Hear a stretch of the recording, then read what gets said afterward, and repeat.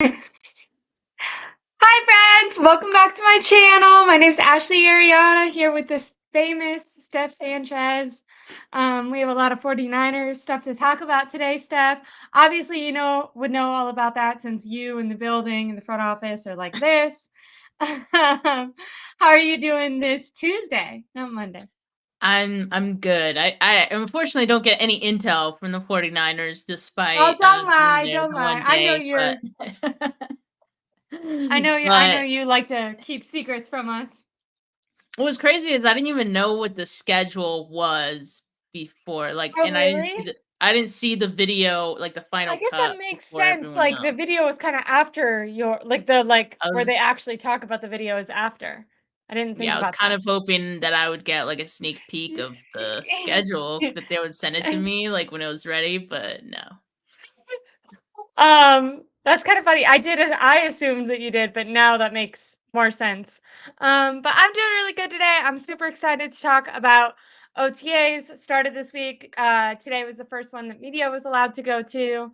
Um, I warned Steph at the beginning, but if my voice or anything sounds weird, it's just because 'cause I'm deaf in this ear, and I am apparently a middle schooler because I got an ear infection, which I don't even know. I, like, don't think adults get those. I think they're Like, purely TMI. for I had a whole I mean, I could go on, but I won't. I have no doubt of that. Um, I know. Thanks. Um, 49ers had OTAs, and I want to say the biggest takeaways were more who was there, who wasn't there, and less to do with maybe how the one single practice did. We will go through that. But right off the bat, the thing that caught the most attention was Nick Bosa himself was present, and he hasn't been present even prior to. I know last year, obviously, he had his or year before that, he had his contract Mhm. stuff happening, but he's usually training in Florida, rehabbing. He's, if you remember, I think it was it his rookie year that he had the hamstring issue. So he's kind of had issues, or just because I always figured he just enjoyed working out in Florida in his gym with his program more. But it makes sense to me that he is there. I mean, the 49ers are paying him quarterback money. They need someone who's going to, be that veteran locker room presence. I think it's Yeah. good to have a guy like that there. And I kind of would expect that after a huge payday. Speaking of guys who got huge paydays, Debo Samuel, another guy who was there, looked determined, looked in shape. We can get into, is that because of all maybe the rumors even in during the draft that he was going to get traded? Um, I do know, is that Netflix receiver show? Is that done filming? Um, I would assume it was done filming, like, I think they filmed it last year, a I while thought. ago. Oh, Like, I okay. thought it was for I thought that last it was supposed season. to be for this off season. Like, I think it was gonna air, or I thought it was gonna air this off season, but I don't know. I haven't. Oh, so maybe they like filmed it in the past and it's supposed to drop now. Well, Yeah, which would be heartbreaking. those I think were the two like, God, I know we don't need more reminders of that. Jesus. Uh, I'm just gonna I think that those be guys fine watching it. showing up, being in shape, and setting a standard, it sounded like they were practicing really hard, and really leading their individual groups. I felt like that was probably the biggest takeaway, is just those guys stepping up. We've kind of become accustomed to Brandon Aiyuk being the like off-season wide receiver one, almost like it seemed. We've seen him battle Fred Warner for multiple training camps and stuff. He's really taken over, and that's not to slight Debo Samuel, because I'm not even talking about just his contract year. Um, just other years, it's felt like a lot of hype has been around Brandon Ayuk. With him not there, I think it's allowing these other guys to, maybe show up, and if you're a rookie, really or Danny Gray, really compete for a Yeah. spot. You have this opportunity that maybe you wouldn't have been given if everyone showed up. And for a guy like Debo Samuel, whether it's I'm going to try to prove you wrong, or I'm going to try to earn a contract somewhere else, or it's just a personal thing for him, I'm happy that he's taking it in that way and showing up. Also, he debuted his number one. Kyle Shanahan made a joke that if you're out of shape, that jersey can look a little funky, but he made a comment that Deebo Samuel looked great about it.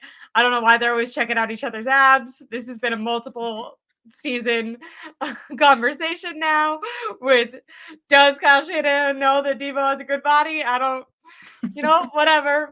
He gets Football's sent interesting. pictures apparently, so. Football's interesting like that. And, now, guys who did not show up, since we're talking about those two guys who definitely made an impression, obviously Brandon Aiyuk, I was pretty sure he wasn't going to come. I thought there was potential that he would come and just practice to the side or something, because we've heard that he's been in the building. So this is more, seems like more of like making I a don't think he statement. had. I think people just assumed that he was in the building because, Isn't he posting Aiyuk pictures training in the building? he posted a story on the first day of, like, mini camp or something that made it look like he was going somewhere, like, going to work, but that was just speculation. John Lynch, said after, I believe it was after the draft, that he said no, he's not been here. I thought that he hadn't been at the organized practices or things like that, but that he had been in the training room and stuff. But maybe I'm incorrect. I don't know. He did post on his Instagram pictures of him in the 49ers training room on a biking, but I don't know, Yeah. maybe it's old. I know that they hire photographers and then they post those pictures later on, so maybe that was something like that.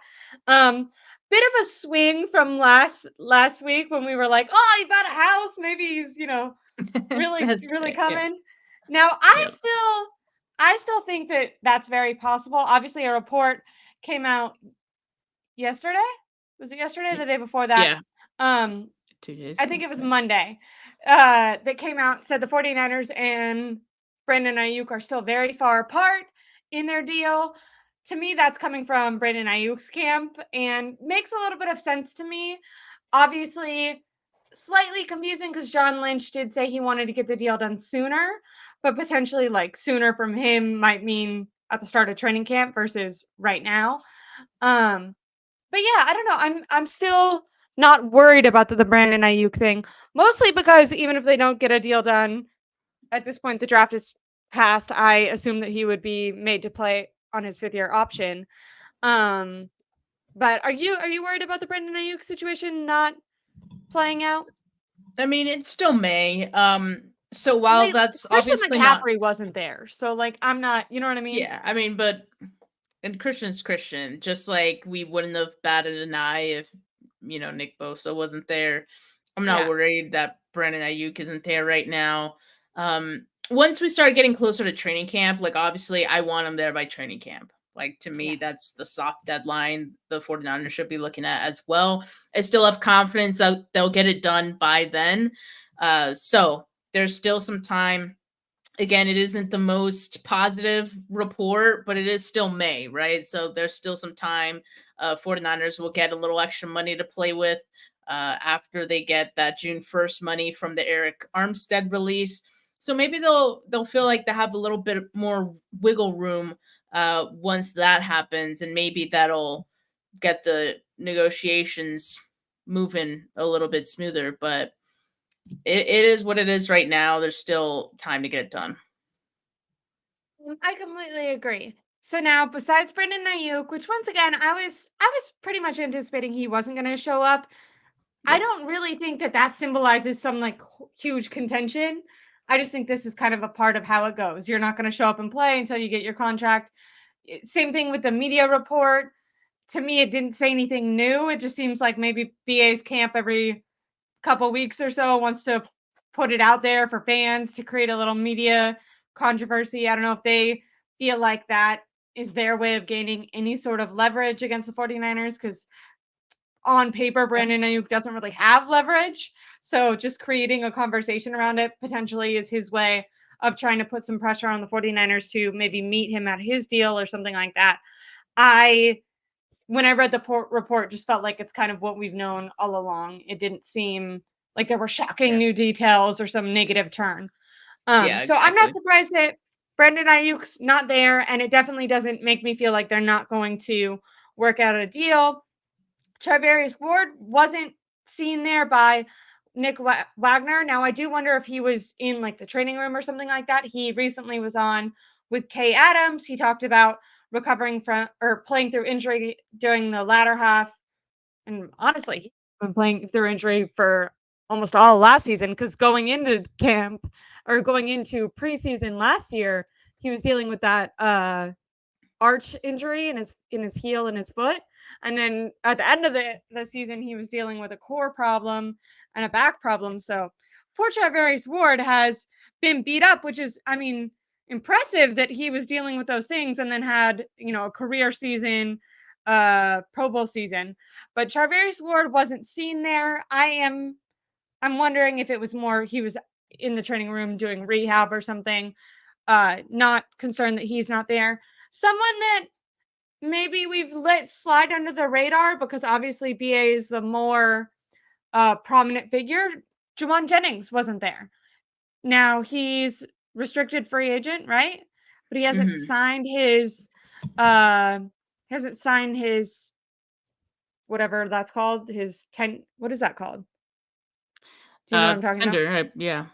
Tender, that's the word. He hasn't signed his tender, which confused everyone because he definitely did post it on his story during the time, and I thought that meant he That's was what I thought signing it. too, unless that was something So else.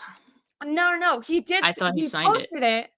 I don't understand, but David Lombardi tweeted about it, and then I think it must have been one. Maybe it I was. saw the same thing you did because when I Yeah, saw yeah. that, I was like, "Oh, he signed his tender," and then I we think saw I other people saying that he didn't sign it, and I was like, "Oh, I don't know what that was then."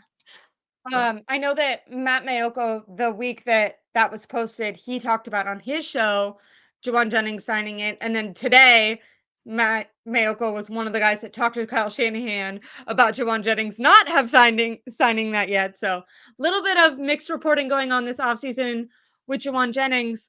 Where I'm confused is what happens if he doesn't sign it? Because we know at this point that the 49ers have put something on him. Like, I don't really yeah, understand, like, no team is gonna trade for him right now, so I don't you really. they can't anymore. That window are closed, so I don't really know what leverage We don't know what's happening with or Jauan what Jennings. play Jauan Jennings has here. That's interesting, right? I mean, Kyle kind of brushed it off as it's voluntary. He doesn't need to be Yeah. here. Like I didn't hear Kyle say anything about Jauan Jennings wanting a new contract. I think you can kind of put two and two together just based on the report and of course if it's Yeah. accurate, the report that he hadn't signed his tender yet. So that along with the fact that he isn't there, it I guess does raise some eyebrows, but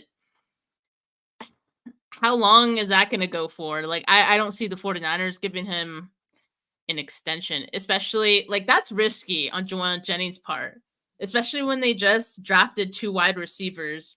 And I those don't guys are going to understand at get all. extra opportunities because you're not there and Brandon Aiyuk Exactly. isn't there. So if any of those guys perform well, the 49ers Now would they be even could. more inclined to be like, no, dude, like this is your tender, sign it or get lost. Which I don't even know. Like if I guess That's like what if I he don't doesn't sign understand. it by a certain day, like does he become free? I'll have to read through the Like, what restricted free happens if you agents. don't sign it? Yeah, because we're in uncharted waters here. We are. I mean, I don't think anyone of like Jawan's caliber has done this yet before. And I understand him wanting, not wanting to play year to year. I think it was either last year or the year before that he was hoping he like put out something that he was hoping for a 3-year deal. Um but the 49ers have signed him year to year. I think I've been under the assumption that they'd probably let him walk after this year. Um but Ashley has got Bosa. Is that because I'm jacked? Sorry, I got distracted by the comments. I Um, think I think he's talking about me. You got baby Bosa there we on the go. team. Oh, dude. I'm so dumb. That makes sense. Dang, that's how I should have marketed this stream. By the way, Ashley, because I just Yes. looked it up, this thing about the RFA, the Tell me. restricted Yes, free yes. agent tender. So, and this is from I was just buying 2017. you time. So, assuming that these rules haven't changed since then, uh, if a player does not sign his RFA, he basically is saying he's going to sit out the year and the team can still tender him again. So, it basically puts a pause on his time in the league, like, from a contractual standpoint. So he doesn't get credit for the season, and the 49ers can tender him again next year. There's absolutely no leverage for Jauan Why would Jennings you to do do that? that. That Exactly. makes So, no sense. if that's really what again, we're speculating, right? We don't know if that's Yeah. really what he's trying to do here, but yeah, I don't see this going much I don't further. I understand what's mean, going on with I don't him. think this I mean, goes into like training camp or anything. yeah, they're gonna have to figure that out. I don't know if he's being ill-advised or just it happens to be a coincidence I that don't this know. is voluntary and he's gonna show up as soon as it's not. But Jauan Jennings wasn't there. Next was running back Christian McCaffrey. Now, all we heard last year was Christian McCaffrey playing 110% in every bit of the offseason program, really trying to prove himself. It was his first full year, coming into his first full year as a 49er, really trying to set that standard for, everyone to follow him. I still anticipate he'll do that when he is there, but it kind of shocks me that he's not there right now. Doesn't he seems like one of those guys? Fred Warner was there, but I see Christian McCaffrey as like that type of guy of the offense, like kind of just Yeah, I mean, he's a like superstar. a yeah, superstar, and also just like a what is it called? Stoneworth? Is that the right Stallworth? Stallworth? There we go. Yeah. So, and I did hear this already. I think Christian McCaffrey is getting married in June. I did see that somewhere else. Mm. So potentially, if it's like a destination thing, maybe he's already there. I did try because I'm nosy and gossipy. When I saw this written in the comments of like the 49er live stream, I did go to his Instagram and then his wife's or his to be wife's Instagram. And yesterday she was in New York. But Christian McCaffrey was not in the photo, but she did post a photo of them 3 days ago. I don't know. That's as far as my investigative skills went to. I did go to her tagged photos, but she has those turned off. So that's we don't know where is The Christian end of McCaffrey? end of the I road don't know. on your investigation. I know. I know. I need a little information. Maybe I could go to their Venmo, start stalking their Spotify, see what kind of music Start they're tracking listening to. flights. If they're doing some like Bahama stuff. Yeah, we got some guys who track flights. See, I'm not even on that level yet of investigation. But once again, it's voluntary. So I don't think it's a huge deal, but it is a distinction from what happened last year. And I'm not gonna lie and say that I didn't enjoy Christian McCaffrey's tenacity last year. Um, are you worried that determination, grit will change, or do you think it's just kind of a coincidence that this early on, it's so early, it's hard to make Yeah. these judgments, but Well, obviously, also, I think I would put Christian McCaffrey in the same category. Oh, I don't know what happened to Ashley just now. She's disappeared. But I'll keep going here. Hopefully she joins again. This is her show. But what did yeah, I do? okay, there. What happened? I don't know. You scared me for a bit, but but basically on McCaffrey, like I see him in the same light as I do Nick Bosa. Like if he misses OTAs, I'm not worried about him because Yeah. he trains like a freak. And I know he's going to be taking care of his body. He's going to be conditioning, all that stuff. So, um, yeah, so I'm not worried about it. Again, it is voluntary. I know other superstars like Nick Bosa are there, so that's a little bit different from the past. But I still feel like I'm not worried about the guys who aren't there. So Christian McCaffrey included. And yeah, I didn't even know about his wedding. I mean, that's a good point too. Like you're kind of in the middle of like planning things, getting things right, and maybe he waits till after that. I'm sure he'll be around by training camp. I wanna dig a little further on that because I'm not worried that he won't show up in shape. But I do think having him there, and from all reports, he was guns Sets an a-blazing last example.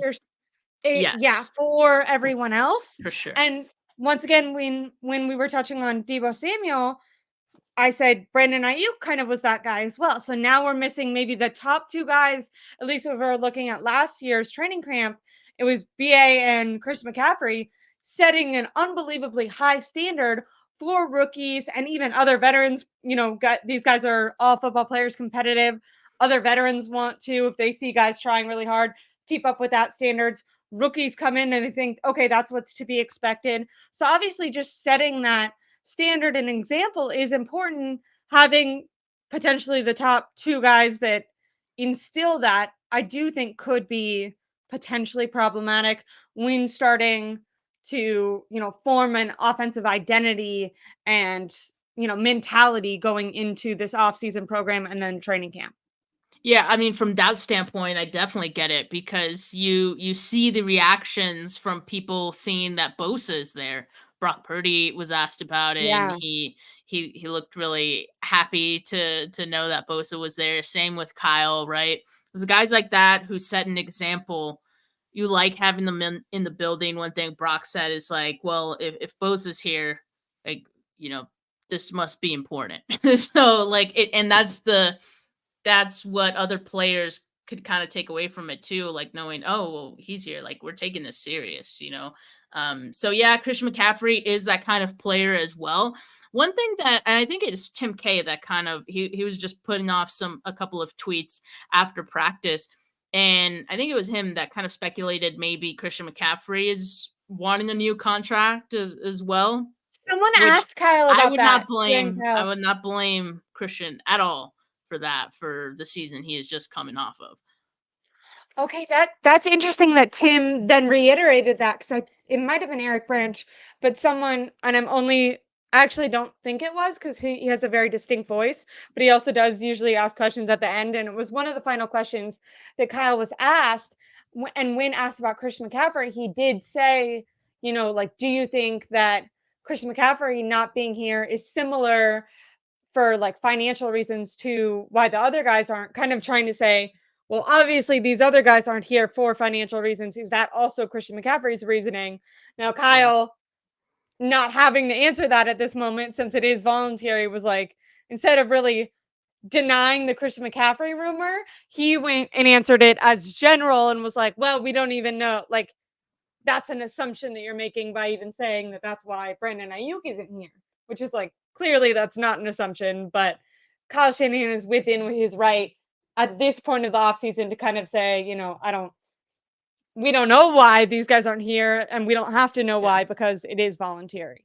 Christian Voluntary, I think. McCaffrey has more leverage than Jauan Jennings. Breaking news. uh definitely. I just saw something. As long as they don't, I mean, he's going to be here for a long time. Um I thought that I could very quickly figure out the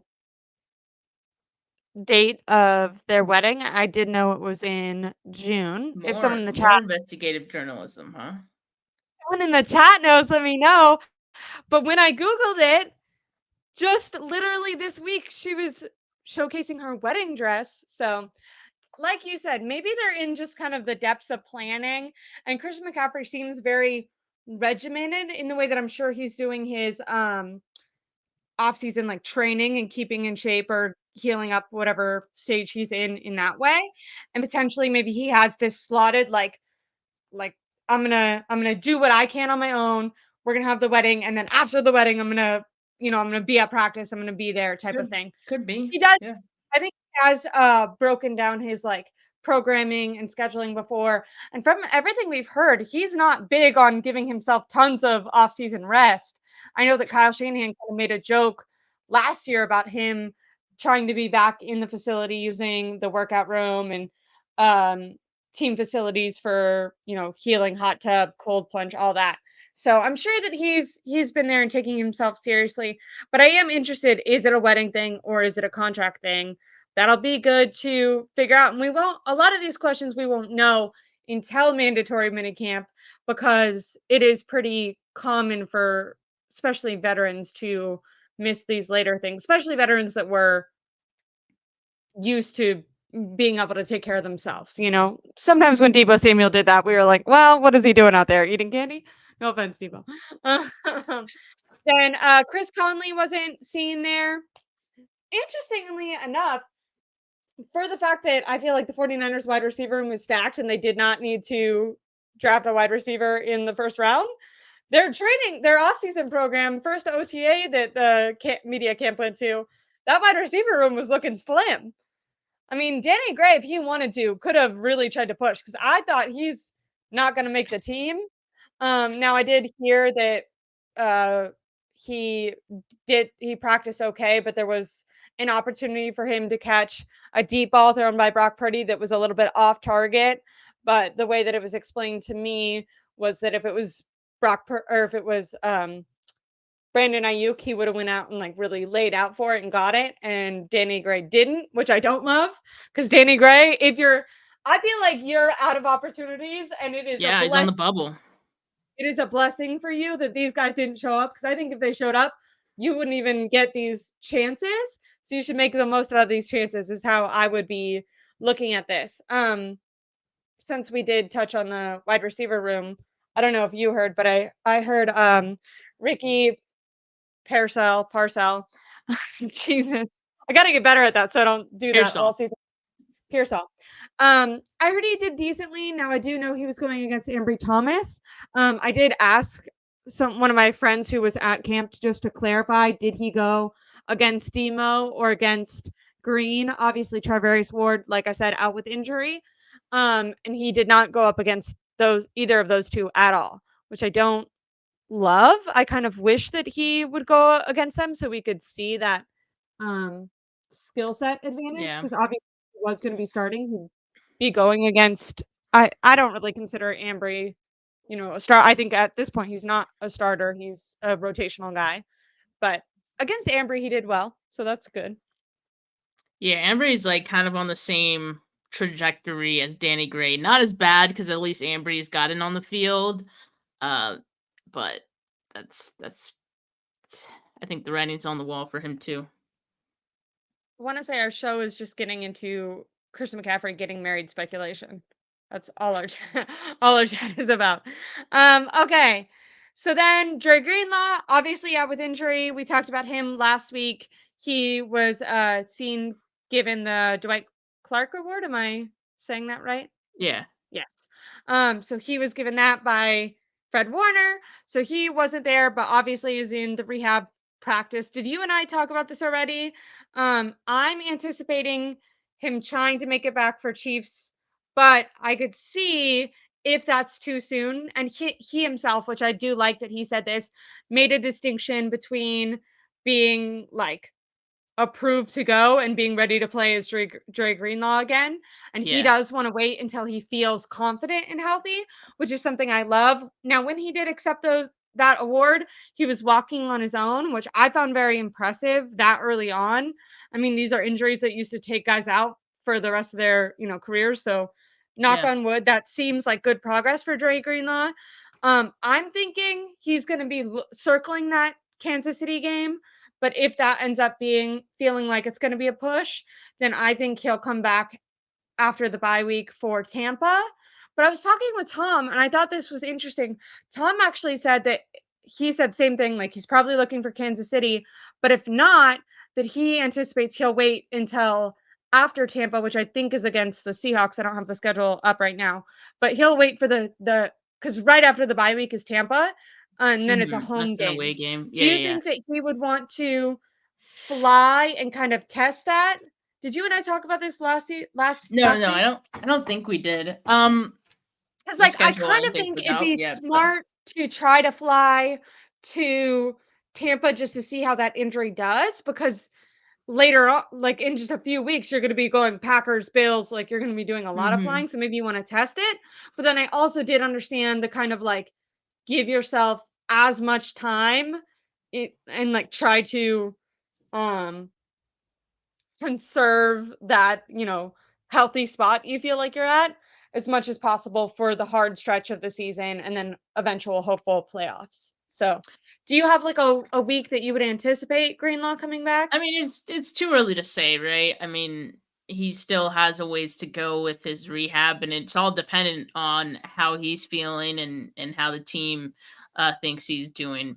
I think I I can't see him being back by the Chiefs game. I do think the 49ers, assuming that, Devondre Campbell is holding down the four and they feel comfortable with it, of course, that they'll probably wait till after the bye week. At that point, I don't know if it'll really matter whether it's the Bucks game or the game after. Um, I guess that'll just be preference on the 49ers part, but yeah, I'd be eyeing the post bye week for his return. Bad guess. I like that. Speaking of Devontae Campbell really quickly, did you see he tweeted, I think it was yesterday as Oh well, yeah, yeah, yeah. every and he said, quote, "I can't even lie. I'm having so much fun playing football again. The situation I was in was making me lose my love for the game, but I'm back having fun again, and I love that for myself. Thank you, God." I thought that like I'd like to know that the team and I know that might be more of a dig towards his previous situation than anything else. But to me, I kind of read it as like it makes me as a fan happy that players enjoy being here. And it seems like maybe it's a good environment, whether good coaching, good atmosphere with the Yeah. players around him, whatever programming they're doing might be something that he feels confident in. Because I know when he took previous shots at the Packers, he was kind of saying, um, that someone said trying to not get caught. Damn, harsh. This guy's over here celebrating.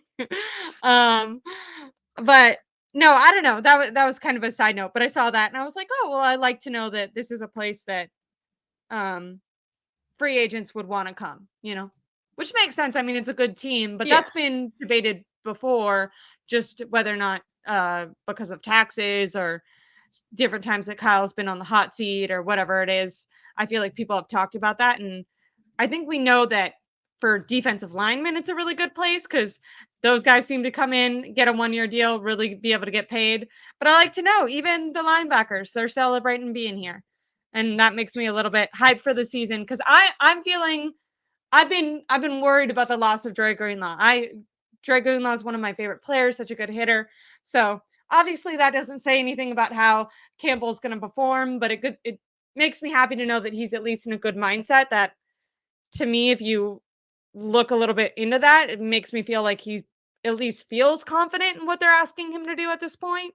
Because if Mhm. not, he probably wouldn't be praising it. So yeah. Yeah, I mean, I think obviously the change of scenery, as we've seen, is good for certain players, especially if they weren't happy where they were before. The 49ers seem to be a great landing spot for players who were previously unhappy or maybe not used correctly in their former teams. And so I just think it's great that Campbell feels this way. This is now the second time that he's kind of like said something along these lines, Positive. and I think it's hopefully something that's going to translate into the field and into Yeah. his play, right? Like if he's finding the love of football again, which that's great. I mean, to even know that, I mean, I think you can assume that there may be more effort, better play. I mean, that Mhm. again, Well, this is think just about assumptions right now, but those are all good things that can come from it.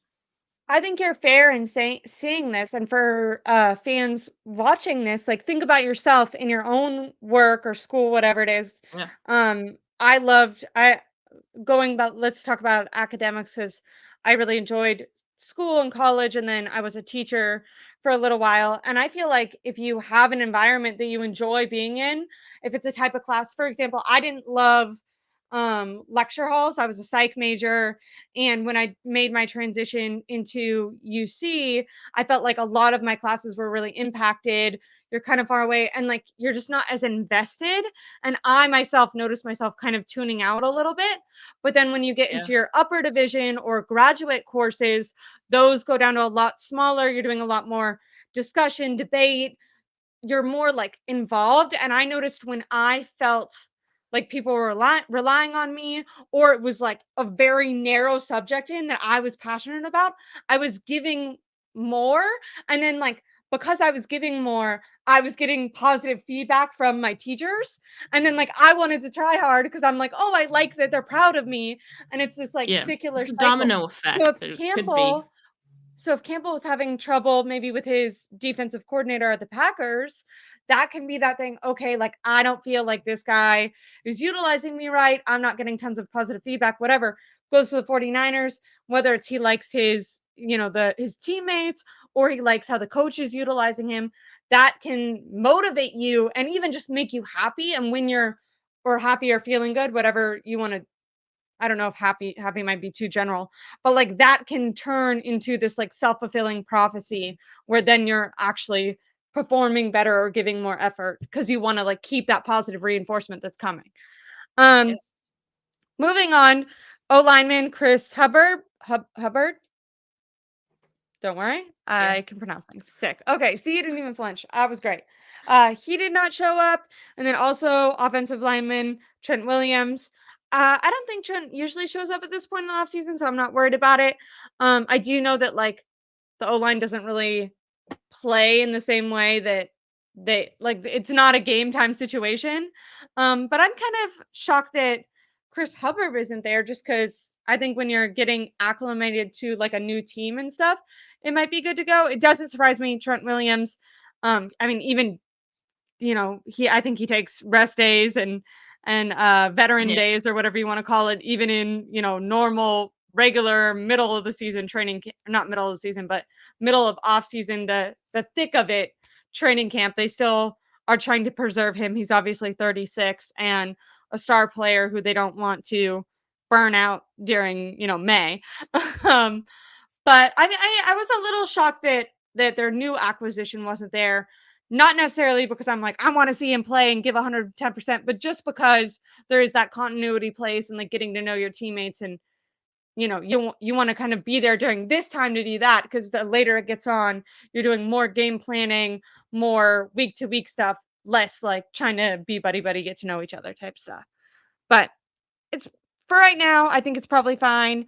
Um, Tight end Cameron Latu. Hey, that's not someone that should not be showing up. What is he doing? Trying to get cut? I mean, and I don't know the circumstances, right? Like we Yeah. don't know why he isn't there. It is voluntary, so I mean, we got to keep that same energy for Latu too. No, it's not But this voluntary for time, him. I'm not keeping OTAs the same energy. OTAs are important for guys who, yeah, like you mentioned, younger guys who kind of need to make a case for themselves still. And Latu very much still needs to make a case for himself. Um, that one's disappointing. I will say this, like, this is the second day of OTAs. This is just the first day of the media being there. And so it is voluntary. There's a few more practices in OTAs that will take place next week as well. It's possible some of the guys who were not there today are there in the next session or there next week, right? And you know, Very true. hopefully Latu is one of those guys cuz yeah, in my opinion, he and probably the opinion of most 49er fans, he can't afford to be missing these valuable days, Yeah. to make a case for himself any way he can. I it sucks, but the world isn't created fair. And I think for Cameron Latu and guys of that caliber, Danny Gray, whatever it is, I don't think that these things are mandatory. I, on such a smaller level, played college sports, and I, as someone who was on the bottom of the depth chart and lucky to be there, there was never a optional practice for me. I Yeah. had to make sure I went to every single one of them, made sure that my coach knew how badly I wanted to be there, how Yeah. determined I was. I also like not only just with my play, but I needed to look like I was someone who could be an asset from maybe a teaching level for people who were coming up younger than me, or if are, some of my friends who were much more talented. If they needed help, I was someone who was offering to do those things. And unfortunately, I just think that that's the way the world works. And yeah, if I'm Cameron Latu, I will say, I don't know what's going on with the 49ers tight ends. They obviously spent a lot of effort this offseason to get that second tight end and then ended up not really getting one. So maybe he feels a little comfortable with the fact that he knows they need tight ends just in the room. But yeah, I mean, I would just be hoping that he now obviously also maybe, I mean, we don't know. Like you said, maybe he's injured or something. We wouldn't know that about Charvarius Ward if he hadn't just went on a podcast and explained, "Hey, I'm not going to be here, but this is why." Yeah. And I'm hoping to be Yeah. here by then. So, I hope Which everything's going well with even if him. it is injury, that's not great for him either because that's how his That's season true. ended, True, true, true, true, last true, true. year. So that's not great. Yeah. But yeah, I mean, there's other factors to it. There was another offensive lineman. I think someone didn't make it because someone their child's graduation, like there's graduations going on Oh, yeah, right that now. No little things the like that. last Like these guys do have lives. And because it's optional right now, I mean, you kind of do lean sometimes on the side of your personal life over maybe making an OTAs. Now I'm not here to say whether that's the right or wrong decision for Cam Latu, but just it could be the reason. Hopefully it's not injury because that yeah. might be even worse for him. True, true, true. Hope everything's good with him. Hope everything's good with his family. And I like what you said. There should be a practice, I think, tomorrow. There's going to be multiple other practices that media might, will be at, and then also some that media won't be at. So maybe this is an outlier thing and something came up and Kyle Shanahan's aware of it and it's all good. And that's what I hope for. I hope that for him and for the 49ers. I want the 49ers to have good tight end depth, and they obviously traded to get him or draft him. They wanted him to be there. He didn't make a great impression last training camp, but he has the opportunity to turn that around for himself. Unlike the wide receiver room where it feels overly stacked. I mean, if he makes a good impression on that tight end room, that's going to be incredible for him and for his opportunity. And to me, this is kind of a make or break off season. I think someone in here, Yeah. Fish and Chip, said, he might be out of the league soon. I think it really is like he could be one of those guys who's rotating in and actually playing in real games, or he could be someone who's cut. And it's kind of up to him and how this offseason goes. Now moving in, wide receiver Jacob Cowing wasn't there. And I didn't have a reason for most of these guys. I had reasons that I either thought or that were put down. I didn't have one for Jacob Cowing. I know he's at rookie minicamp, so maybe it's something last minute that came up. And I be a don't personal feel very thing. worried about Yeah. it. No, Yeah, I don't know. personal. And then just moving past him, since I don't know how to speculate on that. I know that he looked pretty good at rookie minicamp, and I assume that he'll be at everything else since that's a rookie. Obviously, once again, when we're saying certain rules apply to certain people, these optional things should not feel optional when you're brand new to the team. But Mhm. defensive tackle Malik Collins, this is the guy that you were just talking about. Kyle Shanahan did say he's going to be coming next week. His son, I think, is graduating Oh yeah. this week. Yeah, There we go. so Yeah. that seems like something he communicated with the 49ers prior, probably doing his own workout, staying in shape then. A lot of these guys, whether we like it or not, they do have lives outside of football. And when you're trying to balance, being in the NFL and then also being, kind of a family man, you might say like, "Hey, honey," or "Hey, kids," like, "This is going to be your time. And then after this, I'm going to dedicate Yeah. more of myself to Exactly. this." So maybe it's something where he said, "I'm going to stay here. I'm going to make sure that I'm going to my kids' thing, going to miss 1 week of OTAs, and then I'm going to be there." Kyle didn't seem nervous about it at all. Not that necessarily he would tell us, but I'm not super worried about it. I was curious when I heard that. Does Eric Armstead usually go to these? Just because I'm wondering. I know that Collins was one of the guys that was brought in to kind of carry or take over for that Armstead role. Um, and so I was just wondering, like, is this off-season program going to be different for the other guys if they're used to having a guy like Armstead there? I feel like he was one of those guys similar to Fred Warner who just went to everything. But yeah, and sometimes like you'll see guys there but not participating. So I that makes think that's sometimes the case with like the veterans. I know in George Kittle's case, it's because he's still like rehabbing from his injury. But I think I saw Fred Warner was also in street clothes today. But Nick Wagner, Hafunga. I think said he participated even though he was in street clothes. I don't know if that makes sense, but okay. Like why wouldn't you just suit up at that point? I don't know. Unless he wasn't participating and he misspoke on that tweet. I'm not sure, but that I mean that's also possible as well. They're just not participating. Yeah, so we had Hafunga, who's obviously still recovering from his ACL. He was present but didn't practice. Fred Warner He worked on present. a side field though, which is good.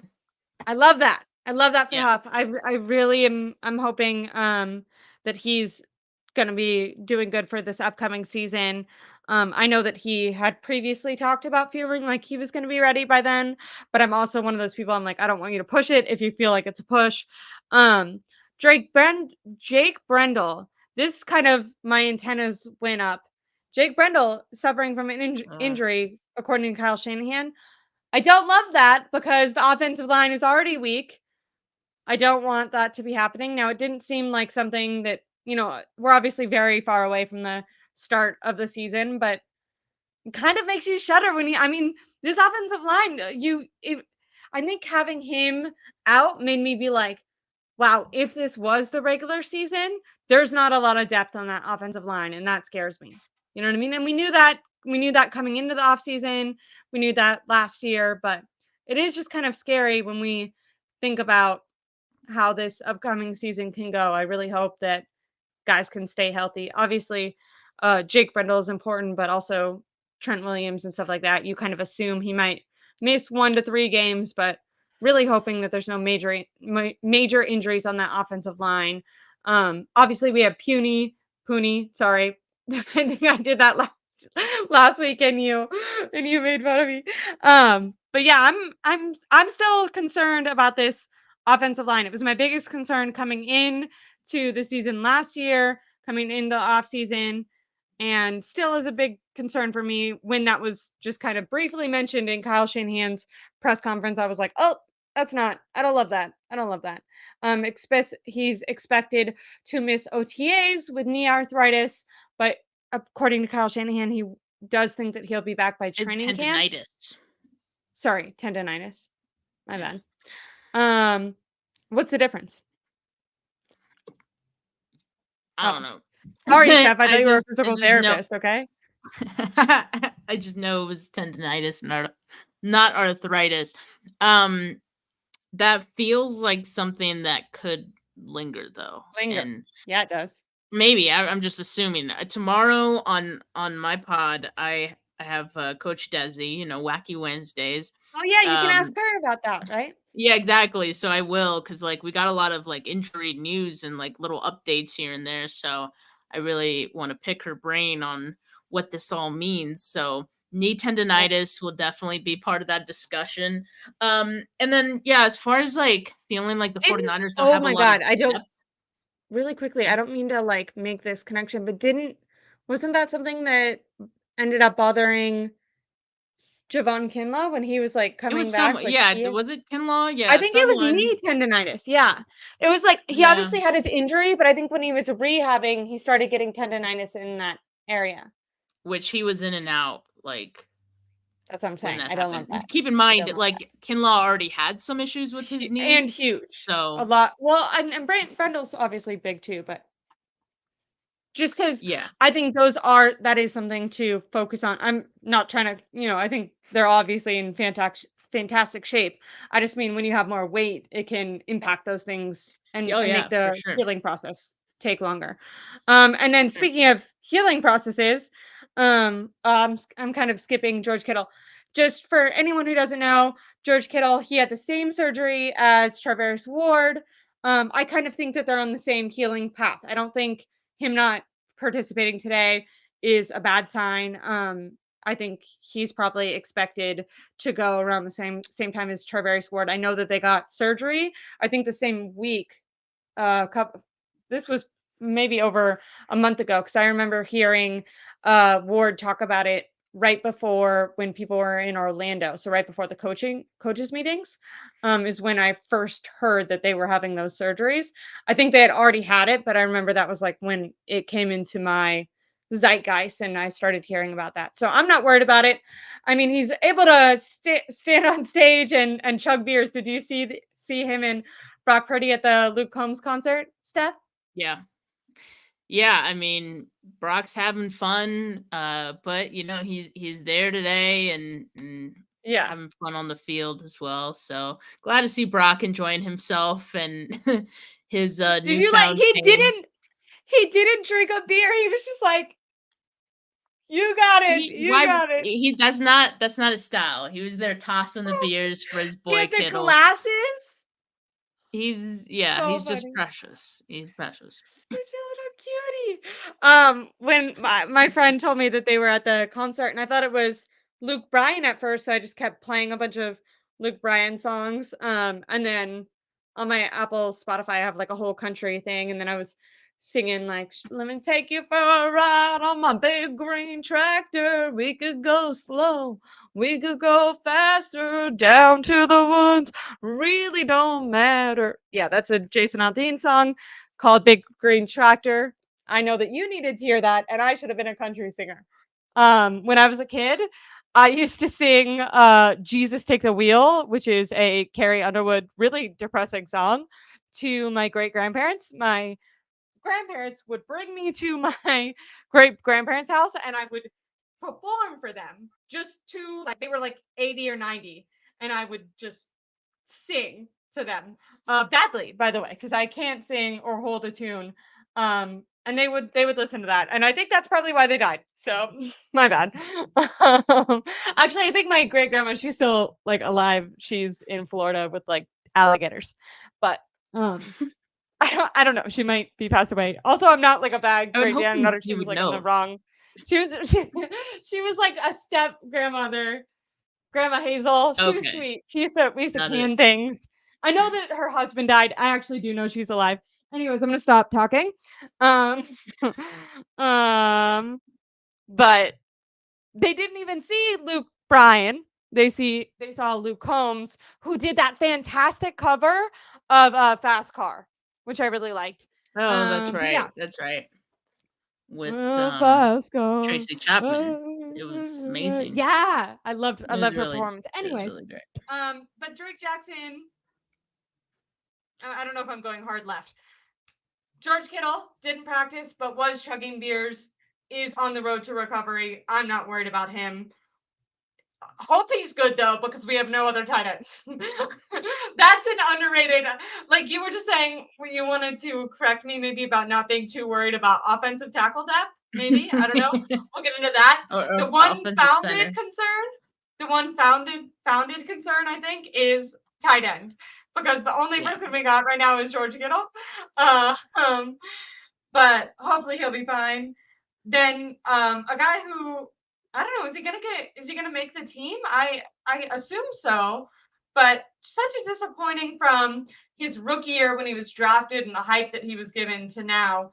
Um Drake Jackson is injured right now, so that sucks for him. I feel bad just on a human level. It seems like a fun dude. So Don't know why I don't know if he's hurt again or if it's like the same a thing and continual like injury. maybe he re-aggravated something. I don't know. In any case, yeah, that's not great for him to start this off season on the wrong foot with more injury because he's another guy that, going into his third year, has a lot to prove still with this team. And so these opportunities, OTAs, one of those things that for him shouldn't feel optional, but it's not that he doesn't want to be there. It's that he's hurt. So that takes away from his opportunities to show how he's grown. And does he even have the chance to grow when he's dealt with injury for like the Yeah. last year, That was right? Like Kinlaw's that's a issue, right? concern as well.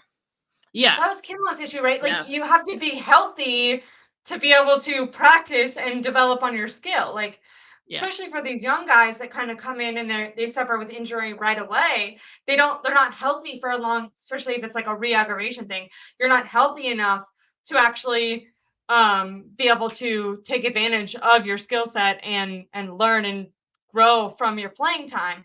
I think that was the most maybe inspiring thing about Kinlaw's last season is he was finally healthy and you actually really started to see him improving on those things that maybe he always had that mindset and determination to do, but his knees were just, his health was just failing to let him. So I'm everything that I've always seen from Jake Jackson seems like he's a really great dude. I hope that he heals up and at least can make it on the team as like a depth piece. I know last year he put a lot of pressure on himself during the offseason to lose weight, but gain muscle and he improved a lot of his strength. And then earlier on in the season, he ended up having a kind of earlier injury. So I wasn't sure if that was like an overuse thing from really pushing himself. Definitely not a lack of determination. So when it comes to guys like that, where you can really tell that their heart is in it, I have a soft spot and I feel like I'm always really rooting for it to work out for them because it's not like a laziness issue. It's just like a body failing you issue. But yeah, so those were the guys that were there but not participating. And I do think it's good. I mean, it's not like he didn't show up. He's there. He's just not participating. And I think when you're on the bubble like that, you do want to be showing face. And I like that Drake Jackson was at least there. But yeah, for other takeaways, like I said earlier, I had heard that Ricky performed pretty decently today during practice, but he was only being covered by Ambry, so I don't love that. And then he did miss on one deep ball opportunity where in comparison, they said the person that I was talking to did say if it was a guy like potentially Brandon Aiyuk, he would have been able to get it, but it was an overthrown ball, so it wasn't like completely on Pearsall. But I do wonder why they didn't have him on like going against Green or against Demo, because that is the competition that I would like to see him on. And we're going to see more of that. But to me, that's the fun about these OTAs is starting to see these rookies and maybe guys that you would anticipate might be starters. Okay, how do they actually stand up to the real starters, you know? Yeah. I mean, I'm curious to see that too, because just based on what we had kind of heard about Ricky Pearsall and like rookie minicamp, for example, like, yeah, he was creating separation. It's like great. But then again, he's going up against other rookie corners. What is he going to look like against the veterans, Mooney Ward, which I know we're going to have to wait a while longer to see that one. But what does he look like against Lenore? Isaac Yadam, Rockison.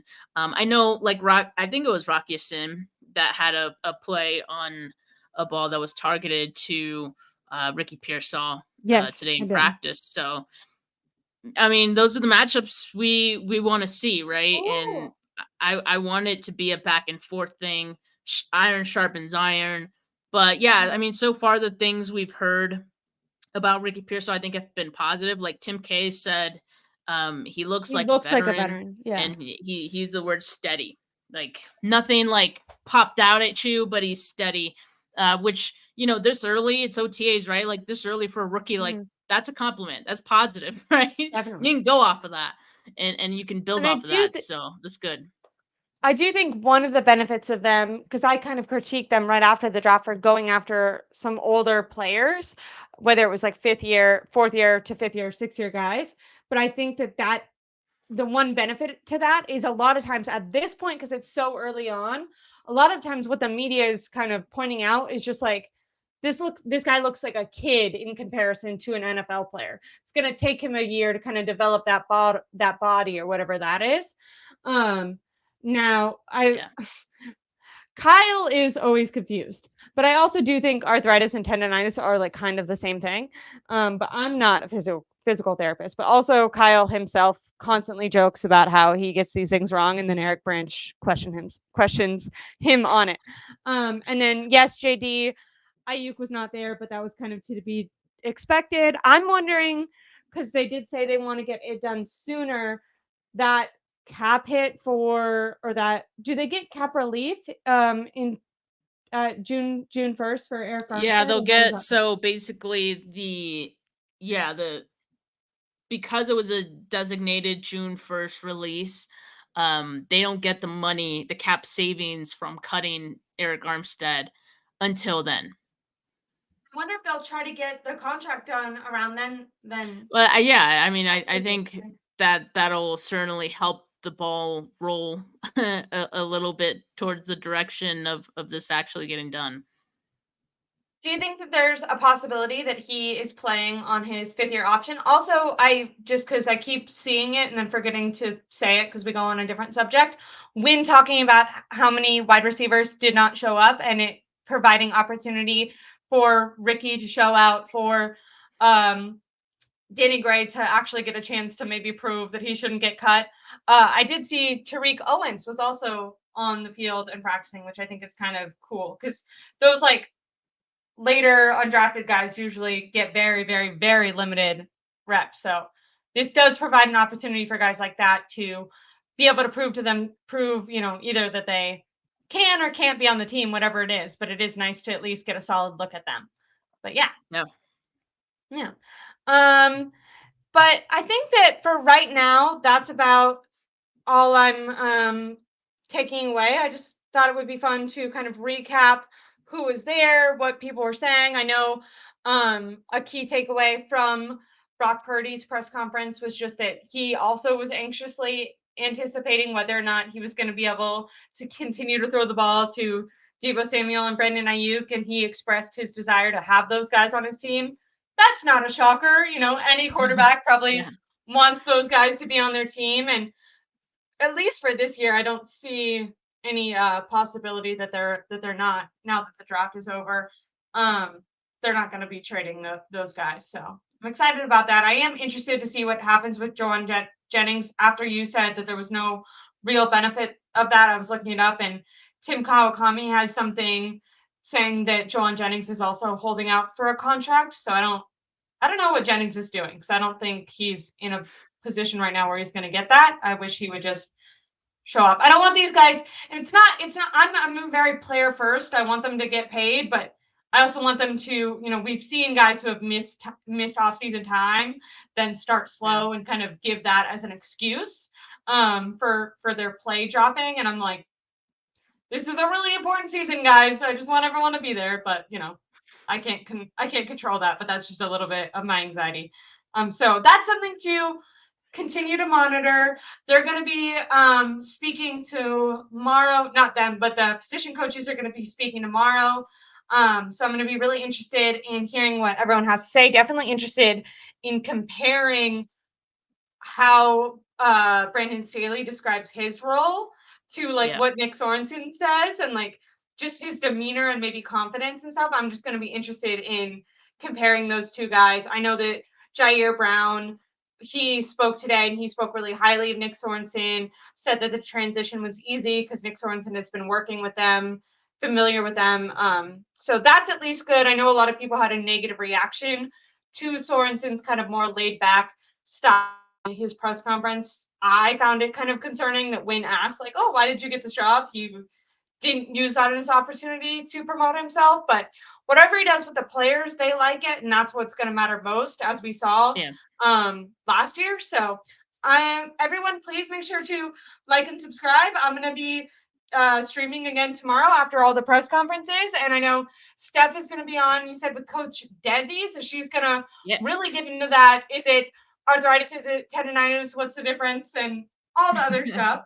Make sure to subscribe to both YouTube channels. And anything else going on for you tonight or anything, Steph?